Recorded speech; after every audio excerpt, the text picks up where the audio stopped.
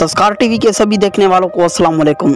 आप सभी जानते हैं कि आज जहां पूरी दुनिया में इस्लाम दुश्मन ममालिक की जानिब से इस्लाम के खिलाफ साजिशें की जा रही हैं, वहीं उन साजिशों को नाकाम और इस्लाम के मुतालिक हक़ाइक़ को तारीख़ के औराक से छानबीन कर आपके सामने लाने में तस्कार टीवी सरे फरासत है।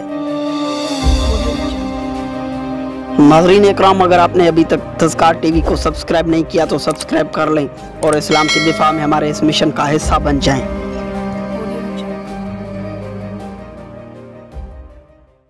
तस्कार टीवी के देखने वालों, रसूलुल्लाह सल्लल्लाहु अलैहि वसल्लम ने फरमाया, किसी खाली बर्तन को भरना इतना बुरा नहीं है जितना कि आदमी का खाली पेट भरना इंसान के लिए चंद लुक़मा काफ़ी है जो उसकी तवानाई को बाकी रखे। अगर पेट भरने का ही ख्याल है और उससे मुफर ना हो तो एक थाई खाना, एक थाई पानी और एक थाई हिफाजत नफ्स के लिए रखे। मर्ज़ की दो किस्में हैं, अमराज मादी जो ज़्यादत मादा की बुनियाद पर होते हैं। ये मादे बदन में ज़ायद होकर अफ़ाल तबी को ज़रर पहुँचाते हैं और उमूमन इंसान को उसी मादी मर्ज़ से ही साबका पड़ता है। उन मादे अमराज का सबब हाज़म अवल से पहले मादे में दूसरी ग़िज़ा का दाखिल करना होता है, यानी खाने के हज़म से पहले खाना और दोबारा खा लेना और बदन की ज़रूरत से ज़्यादा मिक़दार में खाने का इस्तेमाल, बदन को मामूली नफ़ा पहुँचाने वाली ग़िज़ा का इस्तेमाल, देर हज़म ग़िज़ा, मतनू ग़िज़ाएँ जो मुख्तलिफ़ तरीक़ों से बनाई गई हों, बकसरत इस्तेमाल। इस किस्म की ग़िज़ा से जब आदमी अपना पेट भर लेता है और उसको आदत बना लेता है तो फिर बीमारियों का तांता बन जाता है। मसलन देर हज़म और ज़दद हज़म ग़िज़ा की दरमियानी जब उसकी ग़िज़ा होती है और ज़रूरत के मुताबिक ही खाता है, नीयत और कैफियत दोनों हैसियत से दरमियानी होती है, तो उसके बदन को बड़ी मिक़दार में ग़िज़ा खाने से ज़्यादा नफ़ा पहुँचता है। ग़िज़ा की भी 3 मदारिज हैं, दर्जा ज़रूरत, दर्जा किफ़ायत, दर्जा ज़ियादत। उन्हीं के लिए नबी अकरम सल्लल्लाहु अलैहि वसल्लम ने अपनी हिदायत में रहनुमाई फरमाई है कि इंसान को वही लुक़मे खाने चाहिए जिनसे उसकी पुश्त मजबूत हो, उसकी क़ुव्वत को ज़वाल न हो और जिससे ज़ौफ़ बदन न होने पाए। अगर उससे ज़्यादा खाना चाहता है तो अपने पेट का एक थाई खाना खाए और दूसरी थाई पानी के लिए छोड़ दे और तीसरी थाई खुद अपने के लिए बाकी रखे। यही वो अंदाज़ खुर्द व नोश है जिससे बदन और कल्ब दोनों ही की तक़वियत होती है।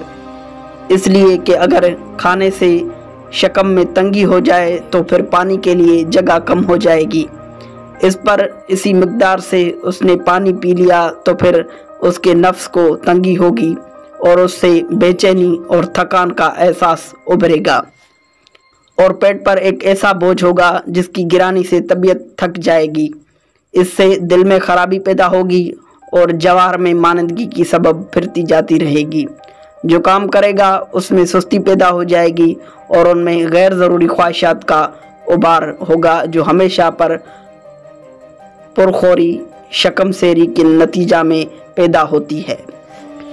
इस तरह अमतला शिकम से बदन और कल्ब दोनों ही को ज़रर होगा।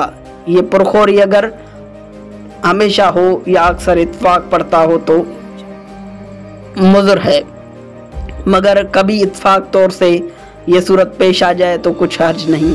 इसलिए कि रिवायात में है कि हज़रत अबू हुरैरा रज़ियल्लाहु ताला अन्हु से रसूलुल्लाह सल्लल्लाहु अलैहि वसल्लम की मौजूदगी में दूध पिया और वाफिर मिक़दार में पी गए, हत्ता कि आपने रसूलुल्लाह सल्लम से अर्ज़ किया, उस अल्लाह की कसम जिसने आपको सच्चाइयों का पैगंबर बनाकर भेजा, मज़ीद दूध पीने की गुंजाइश ही नहीं।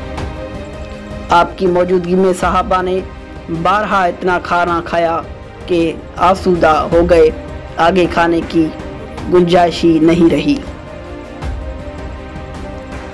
शकम सेर होकर खाना बदन और बदन की तमाम क़ुव्वतों को कमज़ोर कर देता है। यह मुमकिन है कि सेरखोरी से बदन में ताज़गी और शादाबी पैदा हो जाएगी, मगर बदन की क़ुव्वत का दारो मदार बदन की ग़िज़ा को कबूल करने पर होता है, जिससे वो ग़िज़ा जज़्ब बदन हो जाए, उसकी कसरत से उसका कोई ताल्लुक़ नहीं है।